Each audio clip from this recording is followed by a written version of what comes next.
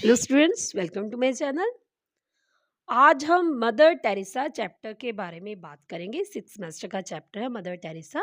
इसमें हम बताएंगे कि जो मदर टेरेसा है उन्होंने अपनी पूरी लाइफ गरीब लोगों के लिए कितनी उन्होंने जो एफर्ट्स किए थे उन्हें ठीक करने के लिए, उनकी गरीबी को दूर करने के लिए, उनके बच्चों को एजुकेशन देने के लिए, उनकी जो इतनी दयनीय हालत थी, इतनी बुरी हालत थी उनको ठीक करने के लिए, और वहाँ के जो बीमार लोग थे उनको ठीक करने के लिए उन्होंने अपनी पूरी लाइफ स्पेंड कर दी उन लोगों के लिए।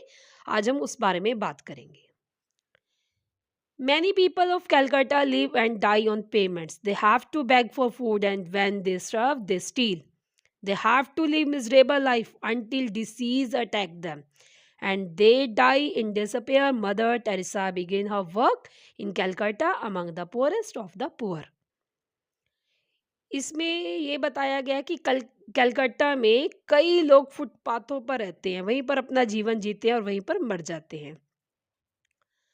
उन्हें अपने भोजन के लिए भीख मांगनी पड़ती है, और जब वह भी भूख के मारे मर रहे होते हैं तो वो चोरी करना शुरू कर देते हैं। वे तब तक अपना जीवन तरस योग स्थिति में व्यतीत करते हैं जब तक उन्हें कोई भयानक बीमारी ना लग जाए और वे इस निराशा में मर ना जाए। तब तक वे अपना जीवन व्यतीत कर रहे थे कलकत्ता के लोग। Mother Teresa was born in Yugoslavia in 1910. She decided to be a missionary at the age of 12, and then at the age of 18 she decided to be a nun. In India, she was appointed geography mistress at Mary's High School in Calcutta. अब इसमें बताया गया है कि mother Teresa का Yugoslavia में 1910 में जब उनका बर्थ हुआ था तो उन्होंने ये डिसाइड किया था कि वो मिशनरी बनेगी अपनी 12 साल की उम्र में। जब वह 18 साल की हुई तो उन्होंने सोचा कि वो एक नन बनेगी। इंडिया में उनको एक हाई स्कूल में अपॉइंट किया गया। Later she become the principal. काफ़ी जल्दी वो वहाँ की प्रिंसिपल बन गई। The city slums beyond the school garden were always in her mind. अब वह वहाँ पर जो स्कूल में जिस स्कूल में वो प्रिंसिपल थी वहाँ पर रहते हुए हमेशा वो स्लम्स एरिया को देखती रहती थी अपने स्कूल के गार्डन में से। उनके दिमाग में यही चलता रहता था कि इन लोगों की स्थिति कितनी खराब है, इन लोगों के लिए कुछ करना चाहिए। She felt a call from God to work among the poor. उन्हें ऐसा लगा कि उन्हें भगवान की ओर से एक मैसेज आया है कि इन गरीबों की मदद की जाए, इनके साथ रहा जाए। She left school and took a 6 month nursing course in Patna. अब ऐसे ही सोचों को सोचते हुए कि भगवान ने मुझे इन गरीब लोगों के लिए चुना है, इनकी हेल्प के लिए चुना है, उन्होंने स्कूल को छोड़ दिया, left and took a 6 month nursing course in Patna. Patna में उन्होंने 6 महीनों का नर्सिंग कोर्स किया। और then she came to Calcutta with 5 rupees in her pocket. अब वो कैलकाटा के लोगों की गरीबी को दूर करने के लिए जब वो वहाँ पर आए तो उनके जेब में 5 रुपए का नोट था। इसी से वो इन लोगों की सेवा करना शुरू करते हैं। She went straight to the slums. There she got a room and started her work. वो स्लम्स एरिया में आए, वहाँ पर उन्हें एक रूम मिला और उन्होंने वहीं पर से इन लोगों के लिए काम करना शुरू किया। She visited home after home. She started a school with 5 children in a slum compound. अब जब उन्होंने ये काम शुरू किया उन बच्चों को एजुकेशन देने के लिए तो वो होम आफ्टर होम एक घर से दूसरे घर जाते थे, बच्चों को एजुकेशन देने के लिए उनको प्रेरित करते थे। अब उन्होंने 5 बच्चों के साथ स्लम कंपाउंड में उनको पढ़ाना शुरू किया। She had to write the Bengali alphabet in the mud on the first day. अब सबसे पहले दिन जब उनके पास कुछ नहीं था उन बच्चों को सिखाने के लिए तो उन्होंने उनको बंगाली अल्फ़ाबेट सबसे पहला जो लिख कर बताया बच्चों को, वो उन्होंने वहाँ के मड पर लिख कर बताया क्योंकि उनके पास कोई बोर्ड नहीं था, कोई चौक नहीं था। People came forward for help. अब उनकी इतनी अच्छी बात सुनकर देखकर लोगों ने उनके आगे आए, उन्होंने हेल्प करनी शुरू की। Today there was no less than 81 such school.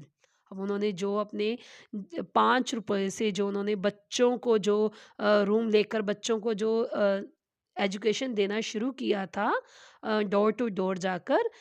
5 children उनके स्लम कंपाउंड में आए थे। अल्फ़ाबेट उन्होंने मड पर लिखा था, लेकिन अब उन लोगों ने उनकी हेल्प की। अब उनकी जो काम करने की जो चाहत थी वो इतनी ज़्यादा हो गई कि अब उनके पास 81 सच स्कूल, ऐसे 81 टाइप के स्कूल हैं उनके पास थे।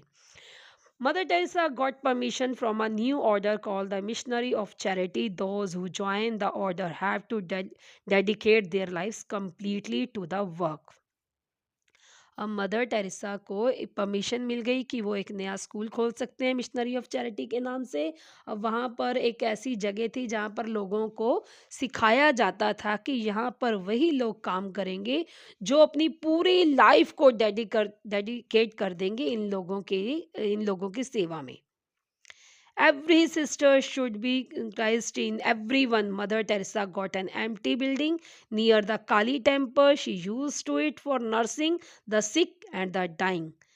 अब मदर टेरेसा ने वहाँ पर रहकर लोगों की गरीब लोगों की जो जिन लोगों को कोई देखभाल नहीं करता था, जो काफ़ी बीमार थे, जिन्हें उनके घर के लोग भी छोड़ देते थे मरने के लिए, अब उन लोगों के लिए वो कुछ करना चाहती थी। तो उन्होंने उनको एक खाली जो बिल्डिंग थी काली टेम्पल के पास वो मिली।